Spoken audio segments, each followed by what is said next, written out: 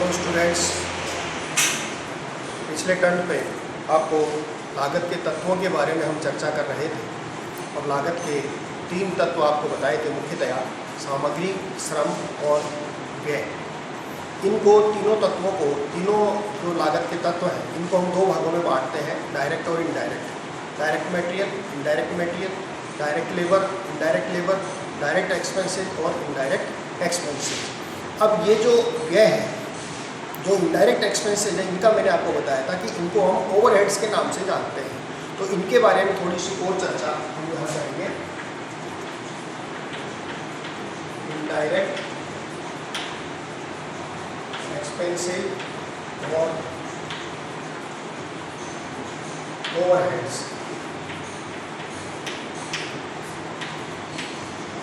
प्रत्यक्ष व्यय अथवा क्योंकि ये बहुत ही इम्पोर्टेंट है, लागत का पार्ट है। जैसे डायरेक्ट कॉस्ट है, वैसे ही इनडायरेक्ट कॉस्ट है। तो इनडायरेक्ट कॉस्ट ये एक प्रकार से ओवरहेड्स इनको हम कहते हैं। तो जैसा कल मैंने आपको बताया था कि इन ऊपरी व्ययों को हम 4 भागों में मुख्यतया बांटते हैं, लेकिन लेखांकन की दृष्टि से हम इनको 3 प्रकार से ही इनके लेखे देखे को रखते हैं। ये कौन कौन से हैं, इनको थोड़ा सा समझ लेते हैं। पहला आता है कारखाना या निर्माणी, उनको हम कहते हैं। फैक्ट्री शब्द भी काम में लेते हैं, वर्क्स शब्द भी काम में लेते हैं, और एक मैन्युफैक्चरिंग ओवरहेड्स के नाम से भी इनको जाना जाता है। यानी कारखाना उपरिव्यय कह सकते हैं, वर्क्स ओवरहेड ये भी कारखाने से ही संबंधित है, और मैन्युफैक्चरिंग निर्माणी उपरिव्यय भी इनको जो है वो कहा जाता है।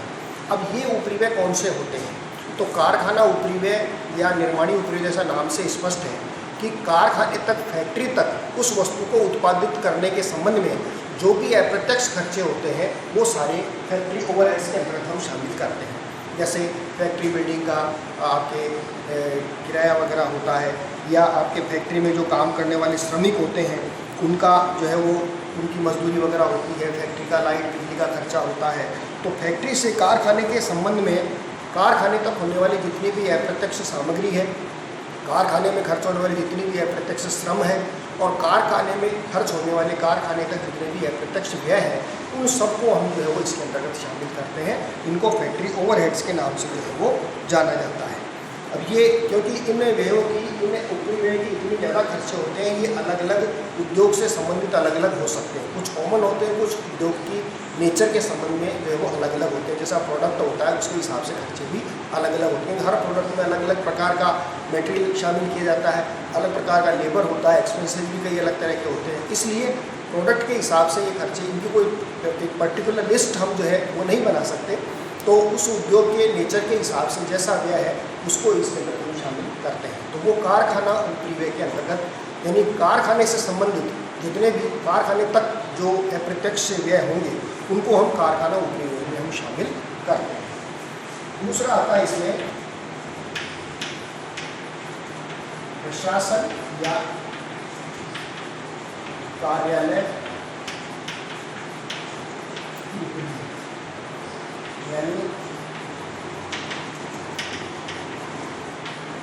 एडमिनिस्ट्रेशन, और वो कह सकते हैं ऑफिस ओवरहेड्स।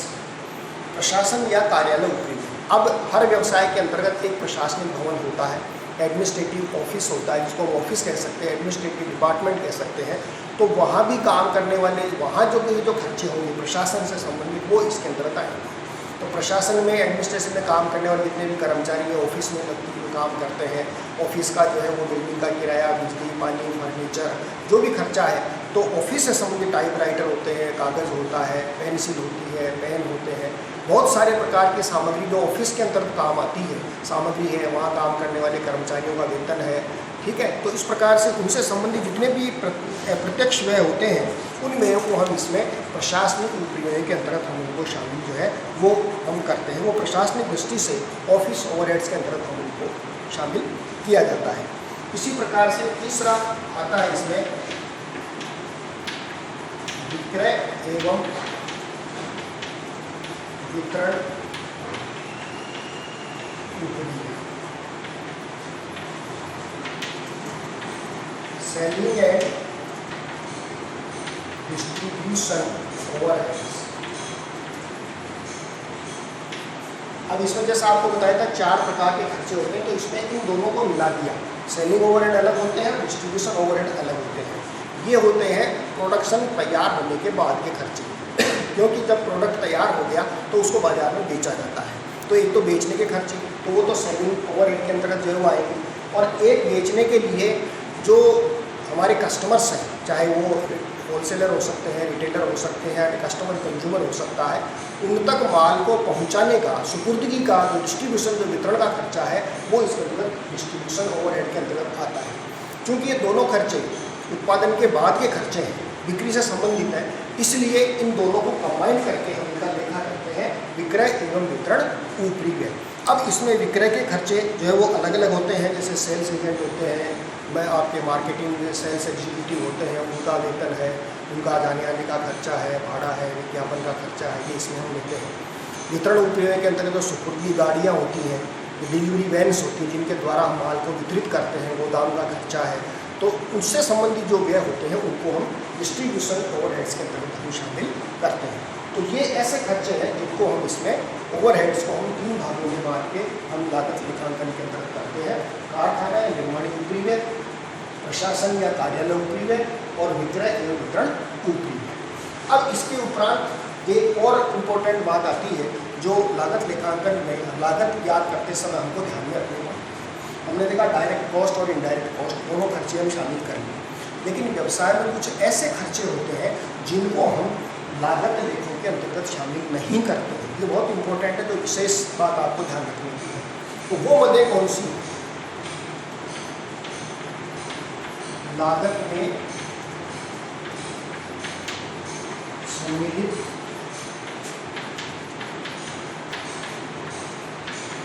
में होने वाली मदें, ये मदें कौन सी हैं जिनको हम लागत में सम्मिलित नहीं करते? क्योंकि कुछ बहुत से खर्चे ऐसे होते हैं जिनको हम कॉस्ट में इंक्लूड नहीं करते, तो ये मदें कहाँ शामिल होती हैं?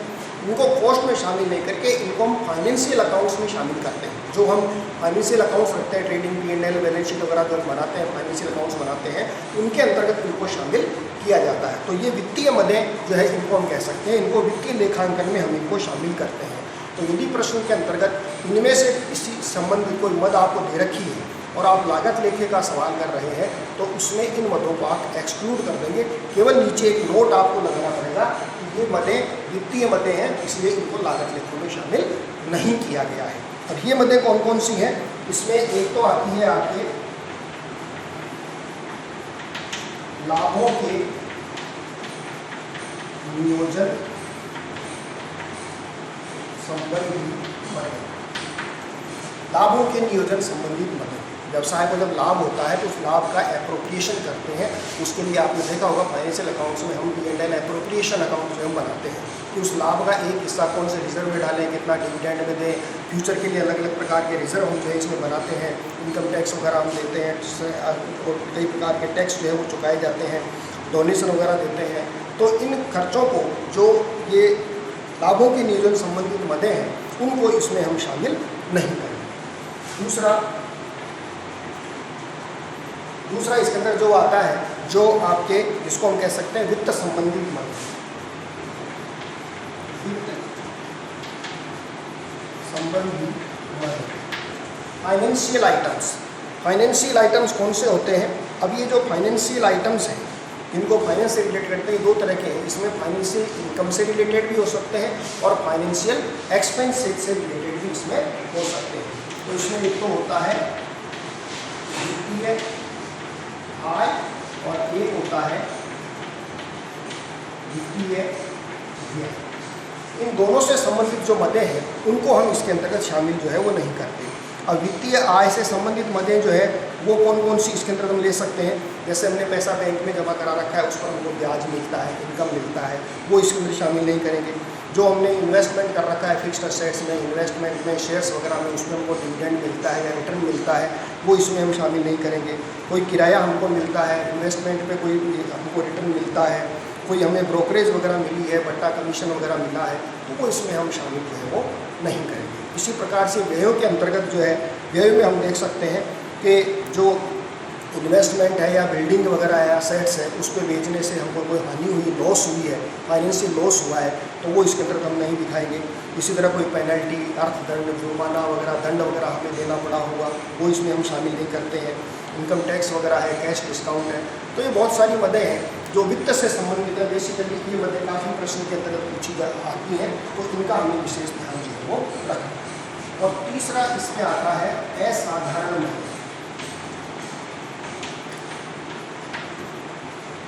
असाधारण मदें, असाधारण मदें कौन सी होती हैं? इनको हम दो भागों में बांट सकते हैं। असाधारण हानियां कह सकते हैं और असाधारण लाभ इसके अंदर हम जो है वो ले सकते हैं। असाधारण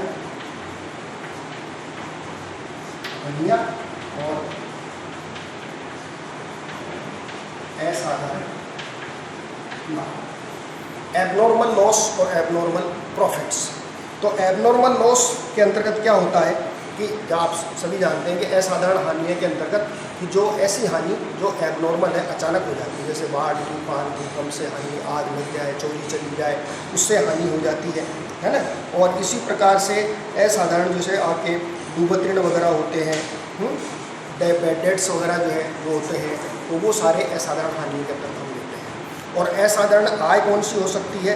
असाधारण आय का मतलब ये है कि कोई हमारे पास असेट्स है, फिक्स्ड असेट्स है, वो हमारे पास पड़ी है, उसको बेचने से हमें असाधारण लाभ हो गया, एकदम से वैल्यू बढ़ गई और उससे हमको लाभ हो गया, तो वो असाधारण लाभ इसके अंदर हम शामिल जो है वो करते हैं। तो ये ऐसी मदें हैं जो लागत में सम्मिलित नहीं होने वाली मदें जो है वो कहलाती हैं। इन मदों को, इन आइटम्स को या इन आय और व्ययों को हम लागत लेके रखते समय उसके अंतर्गत शामिल नहीं करते। Thank you.